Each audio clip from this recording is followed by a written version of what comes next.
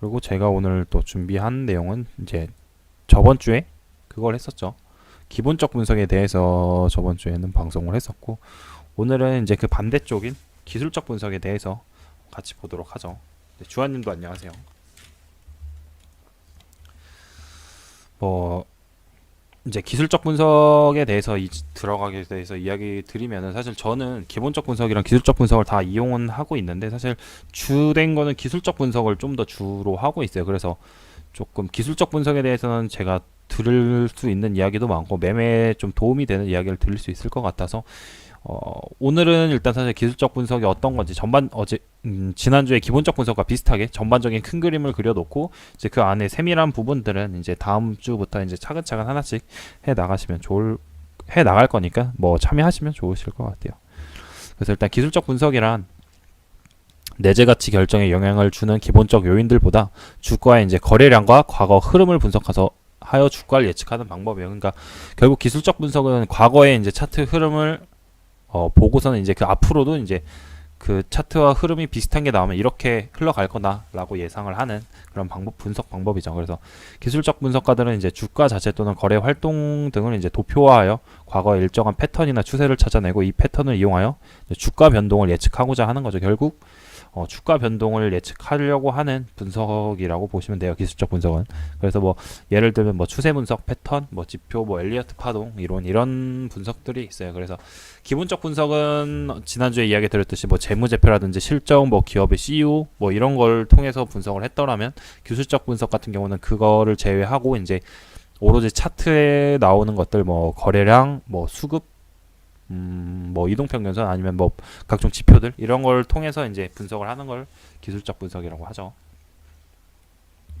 뭐 기술적 분석의 장단점은, 뭐 장점 같은 경우는 이제 뭐 사실 기본적 분석의 한계점을 보완할 수 있어요. 그래서 기본적 분석 같은 경우는 이 기업이 좋은 기업인지 안 좋은 기업인지에 대해서는 이야기를 할 수 있으나, 그 종목을 지금 매수를 해야 되는지 뭐 하면 안 되는지에 대해서 그 타점을 정확하게 잡기는 어렵기 때문에 그러한 한계점들을 보완할 수 있고요. 기술적 분석의 또 장점 하나는 이제 심리적 요인까지 분석할 수 있다라고들 이야기해요. 뭐 그거 같은 경우는 심리적 요인을 따로 만든 이제 지표도 있죠. 뭐 매수랑 매도에 대한 그런 보조 지표도 있고, 심리적 요인 자체가 이제 캔들에 나타나는 걸 이제 심리적 요인으로 볼 수 있기 때문에, 뭐 기술적 분석은 심리적 요인까지도 분석을 할 수 있고, 그리고 주가의 변화 방향을 예측함으로써 이제 매매 시점을 포착할 수 있죠. 그래서 가장 큰 장점은 이 매매 시점을 포착할 수 있다는, 그게 가장 큰 장점인 것 같습니다. 그리고 뭐 단점으로는 과거의 주가 추세나 패턴이 반복되는 경향이 있으나 미래에도 반복된다는 것은 지극히 비현실적인 가정이라고 하죠. 그래서 기본적 분석을 통해서 매매하시는 분들은 사실 이거 때문에 기술적 분석을 좀 잘 안 하시려고 하는, 좀 기피하시는 그런 경향이 있는 것 같아요. 그리고 또 기술적 분석 같은 경우는, 뭐 기본적 분석 같은 경우는 사실 뭐 영업이익이 다 좋다라고 하면 모든 사람들이 똑같이 볼 수가 있잖아요. 아, 영업 실적이 잘 나오는구나 라고 볼 수 있는데, 기술적 분석 같은 경우는 그 모습 자체를 보고도 이 종목이 하락 패턴이다, 상승 패턴이다 라고 이제 개개인적으로 해석이 좀 각기 다 다를 수 있다는 그런 점이 단점으로 있고, 그 다음에 이제 투자 가치를 무시하고 시장의 변동에만 집착하기 때문에 시장이 변화하는 원인을 분석할 수 없다는 거죠. 그래서 이 종목이 뭐 왜 올라가는지 이렇게 하는 그 원인을 분석할 수 없다라고 하는 것이 기술적 분석의 단점이라고 합니다. 근데 뭐 제가 생각하기엔 이제 기술적 분석을 해야 되는 이유는, 사실 국내 주식시장 참여자 중에 일부는 기술적 분석을 도박에 많이 비유들 하세요. 뭐 특히 뭐 대표적으로 이제 뭐 존리 대표님이라든지, 아니면 뭐 또 많죠. 또 더 있었는데, 하여튼 대부분이 이제 기술적 분석을 도박에 많이 비유하면서 저거는 하면 안 된다라고 이야기를 하거든요. 근데 저는 이전에도 좀 이야기를 드렸지만, 저는 그런 시각은 갖고 있지 않아요. 근데 뭐 기술적 분석을 통해서 매매로 수익을 많이 내신 분들도 있고, 뭐 그런 뭐 워렌 버핏이 이제 기본적 분석에서 좀 뛰어난 투자 잘하면은 기술적 분석으로도 뛰어난 투자자가 있었는데, 제가 그거를 이름을 까먹어서, 근데 뭐 그분이 결국 자살하긴 하셨는데, 하여튼 그런 분들도 있는 거고, 사실. 그리고 우리들이 근처에서 쉽게 보시는 어렵고, 뭐 유튜브라든지 이런 데서 보시는 좀 개인 투자자 중에 이제 슈퍼 부자들, 그런 부자들도 사실 기술적 분석을 통한 매매로 시작을 하시던가, 아니면은 기술적 분석을 통한 매매로만 하시는 분들도 있기 때문에, 뭐 사실 기술적 분석은 저는 기본적 분석만큼이나 중요하고 수익을 낼 수 있는 방법이라고 저는 생각을 합니다. 그리고 또 기술적 분석 같은 경우는 이제 단기적인 관점에서 접근이 강하기 때문에 좀 개인 투자자 장기적으로 가져가기 어려운 개인 투자자들에게 유리한 부분도 분명히 있고요. 그리고 뭐 사실 국내 주식 시장에서 뭐 여러분들도 아시는 분들은 아실 거예요. 뭐 저도 이야기를 많이 드렸고 세력이라고 불리는 이들을 무시한 채 투자하기엔 좀 어렵죠. 우리나라 주식 시장 특성상. 그래서 뭐 이 어떤 분들은 많이 물어보시는데 이 세력이 누구냐라고 물어보시는데 사실 세력이라는 단어가 뭐 어떤 뭐 작전 세력도 있을 수 있으나 뭐 외인이라든지 기관 이렇게 물량을 많이 갖고 있는 사람들을 거의 세력이라고 하죠. 그래서 뭐 우리나라 뭐 미국도 사실 없는 건 아니에요. 요즘 같은 경우 뭐 이전에 좀 보면 테슬라 같은 경우가 못 올라왔던 게 공매도 세력 때문에 못 올라왔다고 하잖아요. 그래서 미국 시장에도 사실 그런 게 존재하나 국내 주식 시장은 사실 엄청 미국 시장에 비하면 좀 작잖아요. 우리나라 시장이 이제 전 세계적에서 참여하는 비율이 한 2% 정도밖에 안 된다 그래요. 그래서 우리나라 주식 시장 같은 경우는 워낙 작기 때문에 이렇게 돈 많은 사람들이 그 수급에 의해서 많이 좌우되는 경우들이 많기 때문에 기술적 분석은 좀 중요한 부분이지 않나 저는 생각을 하고요. 뭐 이건 아까 이야기 드렸던 거고 그리고 또 뭐 보시면은 여러분들도 아실 거예요. 뭐 국내 장에서 거의 상한가 종목이 한 4-5개씩은 보통 하루에 나오죠. 근데 그런 종목들이 다 뭐 기본적 분석을 통해서 매매를 할 수 있느냐라고 봤을 때는 사실 드물죠. 기본적 분석을 통한 매매로만 접근하기에는 정말 제한적인 것들이 많고 사실 우리나라 종목이 뭐 한 2,000개가 좀 넘는 걸로 알고 있거든요. 상장 주식들이. 근데 그 주식에서 사실 기본적 분석이 좋은 것만 찾아라 하면 사실 몇 개 사실 고를 수가 없기 때문에 기술적 분석을 통한 매매도 충분히 상승을 만들 수 있고 수익을 낼 수 있는 방법이기 때문에 기술적 분석을 해야 된다고 저는 개인적으로 생각을 하고 있습니다. 뭐 쉽게 말해서 기술적 분석을 해야 되는 이유 보면 이게 사실 오늘 올라간 이미지스라는 종목이에요. 오늘 상한가 같잖아요. 근데 이 종목의 실적을 보면은 영업이익이 4년 연속 적자에 3년 연속 적자였고 올해도 사실 뭐 적자 되겠죠. 이런 종목들이 뭐 상한가고도 가고 뭐 이건 넵튠이라는 종목인데 사실 저점 대비 거의 한 8배가 올라갔죠. 뭐 이건 3월달이 아니더라 하도 이게 한 6,000원 정도거든요. 그래서 한 4배 정도가 상승한 종목인데 이런 종목의 실적을 봐도 지금 뭐 영업이익이 이렇게 계속해서 적자가 되는 종목이기 때문에 뭐 이러한 종목들도 상승이 나오는 걸 보면은 기술적 분석을 빼놓고서는 국내 주식에 상승하는 종목을 매수를 해서 수익을 내기는 좀 어려움이 있을 수 있죠.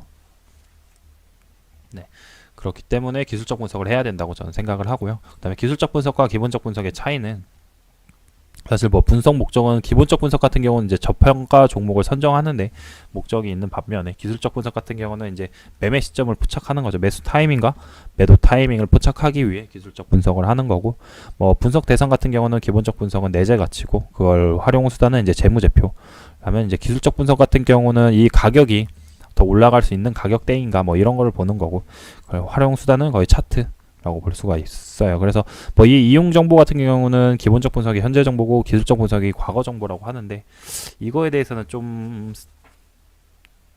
애매한 것 같아요. 왜냐면 뭐 기술적 분석 같은 경우는 과거 차트를 보고 하는 거기 때문에 과거 정보가 맞긴 한데 뭐 기본적 분석을 사실 현재 정보라고 하기는 사실 분기 보고서가 나온 시점에서 지금 같은 경우는 이제 12월이면 3분기가 나온 실적을 보고 해야 되기 때문에 그게 사실 현재 정보라고 하기에는 조금 어려움이 있을 것 같고 뭐 기본적 분석 같은 경우는 주가 변화를 원인을 이제 찾을 수 있는 반면에 기술적 분석은 이제 주가 변화 방향에 대해서 이제 관심이 있는 매매 분석 방법이죠. 그리고 또 제 개인적으로 생각하는 거는 사실 제가 지난주에도 이야기 드렸지만 기본적 분석 같은 경우는 좀 안정성을 위해서 봐야 된다라고 한다면 기술적 분석은 이제 수익을 내기 위해서 조금 봐야 되지 않나 이런 생각을 하고 있어서 뭐 이 정도의 차이가 있다라고 보시면 좋으실 것 같아요. 그래서 기술적 분석의 가장 기본적인 세 가지는 캔들, 거래량, 이동평균선이에요. 그래서 뭐 사실 이 내용을 지금 오늘 다루면은 아마 10시 넘어가도 내용을 끝내지를 못할 것 같아요. 이 하나하나들이 참 중요한 내용이기 때문에 그래서 제가 이제 다음 주부터는 이제 하나씩 뭐 캔들, 거래량, 이동평균선 이렇게 하나하나씩 골라서 이야기를 들을 예정이고요. 그래서 제가 지금 매매하는 방법은 저는 딱 이 세 가지 가지고 매매를 하고 있어요. 네. 그래서 뭐 기술적 분석을 여러 가지로 하시는 분들도 뭐 있으실 테지만 사실 이 세 가지만 가지고 매매하셔도 크게 뭐 어려움은 없다라고 저는 개인적으로 생각을 해서 이거에 대해서는 좀 더 자세히 제가 이야기 드리고 싶기 때문에 아마 이건 다음 주부터 이제 차근차근 제가 정리를 해서 이야기 드리도록 할게요. 뭐 좀 성질 급하신 분들은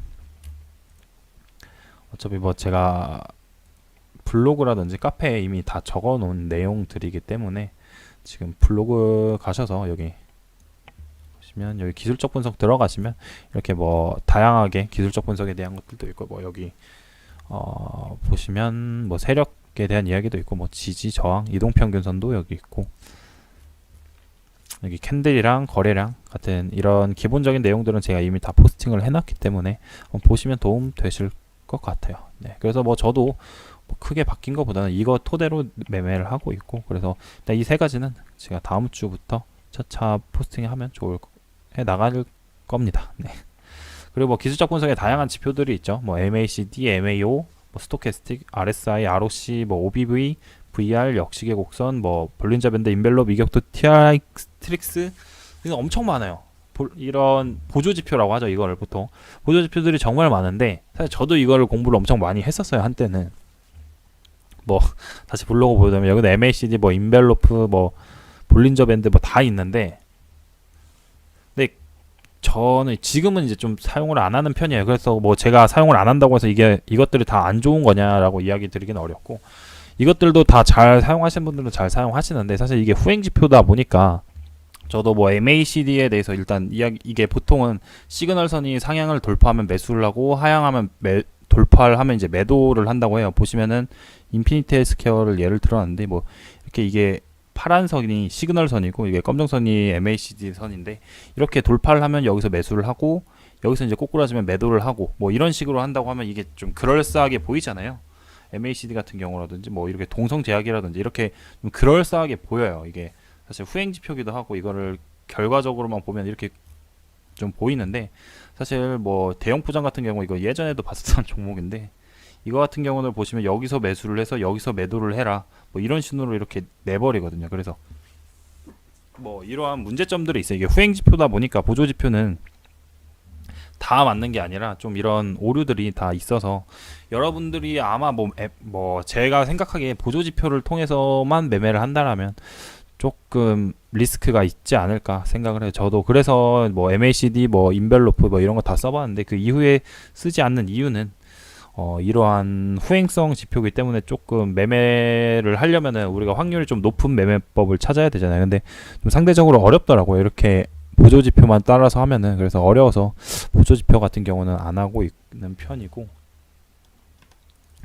여러분들도 뭐 근데 이게 뭐 다 나쁘다는 것도 아니고 보조 지표 같은 경우는 뭐 사용하시는 분들은 많이 계시고 그걸로 수익 내시는 분들도 많으셔서 뭐 무조건 배제하라 이 말이 아니고 여러분들도 한번 공부를 하시되 막 진짜 그러니까 이거를 하실 거면 좀 섞어서 하시는 게 가장 좋아요. 그래서 거래량 지표인 OBV는 좀 이것만 가지고도 그 책이 하나가 있거든요. 그래서 OBV라든지 아니면은 스토캐스틱 그다음에 MACD 뭐 이렇게 세 개 추세 추종형 그다음 반전형 거래량 지표를 이렇게 세 개를 같이 사용하시면서 이제 밴드를 하는 밴드랑 뭐 인벨롭이 비슷한 거죠. 그래서 비슷하기보다는 그냥 원리가 좀 비슷한 건데 그래서 뭐 볼린저 밴드, OBV, 스토캐스틱, MACD 뭐 이런 식으로 같이 사용을 하시면 특성에 맞는 걸 하나씩 뽑아내서 사용을 하시면은 뭐 그나마 좀 확률을 높일 수 있을 것 같아요. 근데 뭐 이거에 대해서 제가 하나씩 이야기 드리지는 않을 거예요. 그 이유 같은 경우는 사실 뭐 어떤 건지는 제가 대략적으로 다 알거든요. 저도 공부를 했어서 뭐 이걸 원래 또 따로 공부를 했기도 했고 그다음에 이제 뭐 자산운용사를 따면서도 이것도 공부를 해야 되기 때문에 공부를 했었는데 굳이 제가 지금 이거를 매매에 적용하고 있지 않기 때문에 제가 매매에 적용하지 않는 부분에 대해서 가르쳐 드린다는 거는 조금 모순이라고 저는 생각을 해서 이거 같은 경우는 굳이 설명은 안 드릴 텐데 만약에 생각하고 계신 분들이 있으면 한 번씩 보시면 좋을 것 같아요. 그래서 뭐 꼭 이야기 드리고 싶은 거는 뭐 하나만 너무 신뢰하셔서 하시진 마시고 이렇게 좀 섞어서 이 신호에서 매수 타점이 나오고 이 신호에서 매수 타점이 나오고 뭐 OBV 볼린저 밴드에서도 매수 타점이 나왔을 때 그런 걸 다 연결해서 네 가지에서 다 매수 신호가 나온다면 좀 긍정적이라고 볼 수 있겠죠. 확률도 높고 그래서 그런 식으로 좀 사용하시는 게 저는 도움이 되실 거라고 생각합니다. 그래서 뭐 기술적 분석을 볼 수 있는 거는 여러분들도 다 아시겠죠?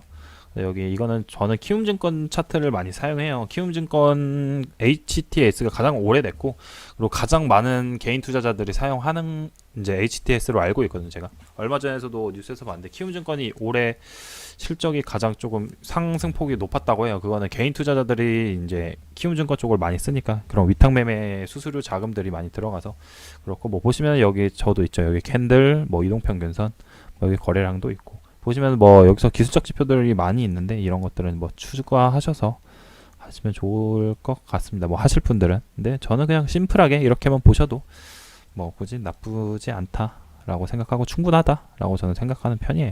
네, 그래서 이렇게 보시면 되고, 뭐 기술적 분석을 통한 매매의 장점에 대해서 한번 더 이야기 드리자면, 뭐 기본적 분석이 안정성이 장점이 있다면 기술적 분석은 수익성의 장점이 있다고 저는 생각을 해요. 뭐 아까도 오늘 올라간 종목들이 다 뭐 기본적 분석으로 잡을 수 없는 종목들이었잖아요. 근데 다만 저 종목을 매매하신 분들은 기술적 분석을 통해서는 저런 종목들을 매매를 할 수가 있다라고 저는 생각을 하고, 뭐 제가 매매하는 것들도 다 그런 방식이기 때문에 저도 1순위는 일단 제가 뭐 이야기 드렸지만 저는 주말마다 모든 종목을 전 종목을 다 돌려보거든요. 차트를 전 종목을 돌려봐서 뭐 괜찮은 종목이 있는지, 다음 주에 매매할 종목이 뭐가 있는지 이런 종목들을 찾아놓고 그 종목 내에서 이제 기본적 분석을 해서 안정성이 있는 종목들을 위주로 매매를 하려고 노력을 하고 있어요.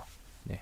그래서 뭐 사실 기본적 분석이랑 기술적 분석을 따로 놓고 보지 마시고 그냥 이거 두 개를 다 같이 하셔서 좋은 종목을 찾으시면 좋잖아요. 그래서 뭐 기술적 분석이 좋은 종목 중에 기본적 분석도 따라주는 그런 종목들이 있거든요. 그래서 그런 종목을 매매하시면 좋을 것 같아요. 그리고 뭐 기본적 분석을 통한 매매로는 좀 정확한 매매의 타이밍을 잡기가 어려워요. 그래서 뭐 지금 같이 얘기를 드리면은 뭐 쉽게 보죠. 뭐 근데 삼성전자가 기본적 분석을 통해서 매매를 한다고 치면은 지금 사실 이 자리에서 매수를 하셔도 상관없고 이 자리에서 매수를 해도 상관이 없는 그런 모습이잖아요. 그래서 이렇게 기본적 분석으로는 정확한 내가 원하는 타이밍 매수 타점을 잡기가 어려운데, 이제 기술적 분석을 통해서 이런 부분이 저점이다, 뭐 이 부분이 저점이다, 이때가 매수 타점이다, 이런 거를 알 수가 있기 때문에 기술적 분석은 그런 점이 좀 장점인 것 같아요. 그래서 뭐 삼성전자도 제가 5만원 이하에서 잡으면 좋을 것 같다라고 이때 이야기 드렸던 이유도 사실 저점 기술적 분석으로 이제 저가에 가까웠기 때문에 그렇게 이야기를 드릴 수 있었고, 추후에 뭐 상승은 잘 나왔죠.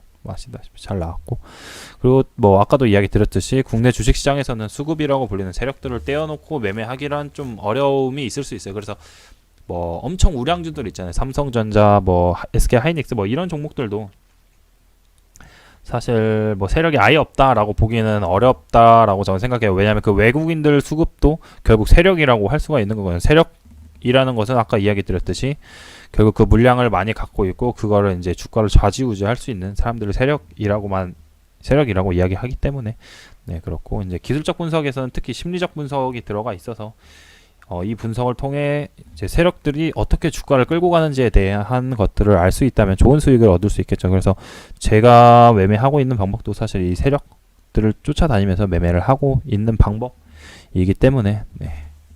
뭐 이런 기술적 분석을 매매하는 거는 저는 나쁜 방법은 아니라고 생각합니다. 그리고 뭐 기술적 분석을 통한 매매는 상대적으로 시간을 단축시킬 수 있으며 하이 리스크를 감수하는 대신 하이 리턴을 기대할 수가 있죠. 그래서 뭐 사실 기본적 분석이 기술적 분석보다 안전하다라고만 이야기하기는 조금 애매한 점도 있는 것 같아요. 근데 사실 기술적 분석이 하이 리스크인 건 맞거든요. 근데 이번 코로나 때 제가 들은 얘기는 기본적 분석을 통해서 매매하시는 분은 기본적으로 이제 장기 투자자 분들이시잖아요. 그래서 조금 이런 힘든 장이 왔을 때는 상대적으로 좀 더 힘들 수 있다라고 하더라고요. 대신에 이제 단타 하시는 분들, 뭐 매일매일 하루하루 단타 하시는 분들은 엄청 좋았죠. 왜냐면 그 코로나 때를 다 피할 수가 있었으니까 어느 정도.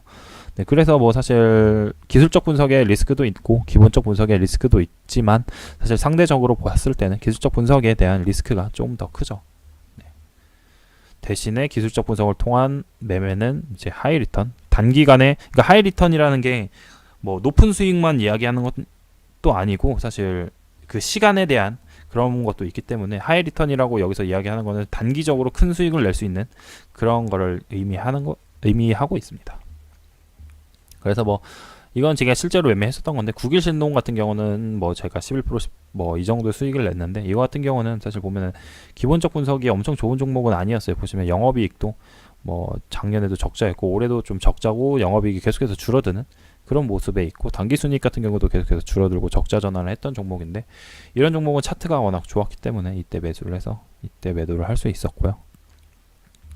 네오크레마 같은 경우도 보시면은 영업이익 같은 경우가 계속해서 줄고 있고, 뭐 사실 뭐 이게 엄청 좋은 종목이다, 기본적 분석으로 엄청 좋은 종목이다 라고 보기는 어렵죠. 그래서 뭐 전년도 대비해서 올해도 뭐 실적이 30%, 뭐 당기순이익 50% 정도 감소가 됐는데, 이런 종목도 사실 이런 자리에 사서 19%, 뭐 14%이 정도의 수익을 내고 나왔기 때문에, 이런 것만 봐도 기술적 분석을 통한 매매만으로도 수익을 어느 정도 낼 수 있다 라고 저는 생각을 합니다. 그래서 저도 그 기준을 통해서만 지금 뭐 매매를 하고 있고, 기본적 분석도 가미가 되지만 제 매매법의 주된 핵심은 이제 기술적 분석이기 때문에, 저는 좀 기술적 분석을 어떻게 보면 옹호하는 편이라고 이야기할 수 있을 것 같아요.